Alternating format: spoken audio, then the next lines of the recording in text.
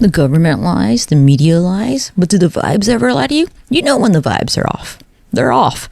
And you know when the vibes are on, because if not, how are some of you getting married if you can't tell vibes?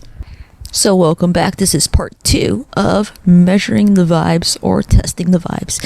Can you effectively measure and test out vibrations, energy, all that jazz? Yeah, I think you can. And this series will show you how. If you go through the history of mankind, and if you go through just a lot of just folklore, fiction, etc., there's one concept that comes back over and over and over, and it is the concept of energy. Why? Probably because we are all energy, and energy is always being measured. So back in the day, Pythagoras said all is number. He wasn't wrong, he was just a little off. All is not number, all is energy that is constantly being measured by numbers. This is also a follow-up series to, I think, a 2-part video series I did a while back called Resonance, which if you go up or down my page, I don't remember how you go on whatever platform you're on, you'll see it.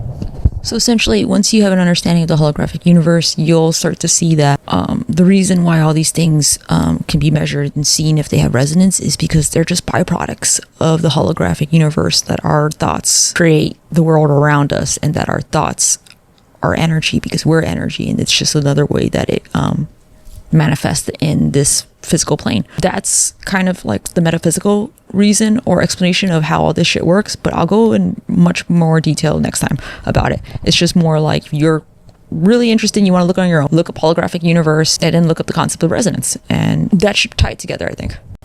And if you're curious to know if this is just confirmation bias, I don't believe so. I've had many fights with the energy. I've used it for, I guess you could call it like a sort of divination practice, where I'm like, yo, is that woman's husband beating on her? And they were like, no. And I was like, are you fucking sure? And like, it honestly kept reinforcing its position, saying, no, the energy does not feel that. I'm like, are you fucking sure? Or I would rephrase it like differently, and like I would say it in different ways, and it kind of like really told me, stop fucking asking us or projecting. So I was like, oh shit, okay. So yeah, it doesn't seem to flip-flop. While it doesn't seem to flip-flop, it does seem to be very vague sometimes, but I think that's more of a byproduct of how the English language works. Because if you think about it, like if you put the words no way, if you just flip the word no, it's on way. So, I mean, that could give multiple meanings. I like to try to give it as many answers. And that's why I said at the end of this video, resonance isn't just about like finger pointing to one thing, saying, oh, that's it. It's more like, yeah, those things are all aligned. And when you get more and more of them, you're like, oh, that's it. That's on the money right there. And it seems to really like take a pretty stern position.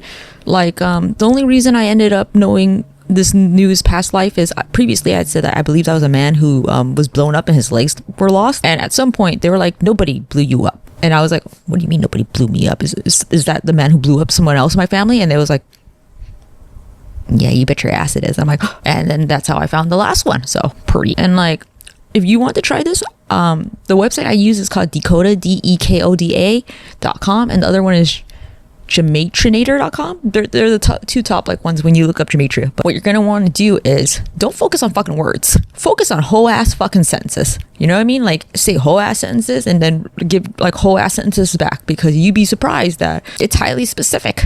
And I think people's biggest mistake is like just going, these words were like responding to each other. Fuck the words.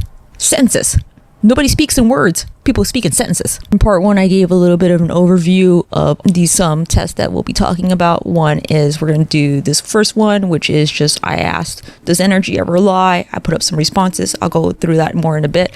And then the second one was I have a reincarnation series, if you're interested, where I am like, oh, I'm these men. They're not great. They're just men. I'm going to go through some of the words that matched up with my birthday spelled out in my own personal database of about 1,000 or so words. So that's what this video will be. Enjoy. And if you thought that part was interesting about the past life discussion, I will have a podcast after, or I don't even fucking know, it's gonna be a labeled podcast, just another fucking like video after this that just goes through my feelings about that and like what fucked me up during the eclipse and like the Britney Spears of it all, and like it was too emotional to add here, and I'm like, this is supposed to be not this, so that's its own fucking thing. Yeah. First was the current incarnate of Desi Arnaz. That's kind of cray, right? Then it was red velvet cupcakes from Susie's Cakes, which I fucking love those. That came up as this number right here is called the isosephy, which is kind of like the hidden tone that you didn't really know was connected to this. Then it's Britney Spears' birthday.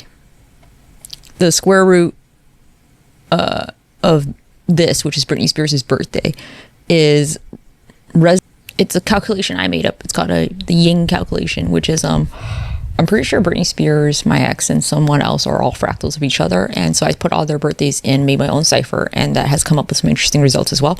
And then this is my full name. It came up as the capitals added, which is the Francis Bacon calculation, which basically means this energy, the energy of my full name, wrote the energy of my birthday spelled out. That kind of makes sense, doesn't it? And then the current incarnation of Louis XV, the prime alchemology. So the energy of Louis incarnate, that phrase, prime alchemology means like the transformation of oneself. So the transformation of Louis is on the same frequency or is resonant with my birthday number spelled out. So do words seem to carry energy? I mean, if not, I need to go buy some lotto tickets, because what the fuck is this luck? And if so, I really should get on that then. So when we're talking about things being resonant with each other or having the same resonance, it's not going to be a clear like finger pointing like that's that. It's more that that energy is aligned with that energy. So when you have more confirmation, or you have like things that keep supporting or reinforcing whatever you're trying to deduce, like if I'm trying to figure out if I'm Mark Anthony, and over time and time more and more things keep like pointing that it's very similar energy, that would be better. So it's more about, I guess at this point, quantity, it kind of matters a little bit more with quality. So the more matches you have makes a stronger case that, hey, that energy is super aligned. They're definitely on the same wavelength. They're the same frequency. They're the same, they're a vibe. Just having one thing doesn't really just say, oh, that's that person. It's more a pattern. When the pattern emerges, it's kind of hard to deny that the energy is very connected. Are you interested? Are you not? Let me know, because I think it's highly interesting. Sometimes I get a little bit nervous to post this shit out because someone would be like, you fucking quack. And I'm like, well, quack, quack, quack. So remember to like, follow, and subscribe so other people see this shit too. Because as you know, they're always shadow banning me because the truth is out there. They just hide it from you.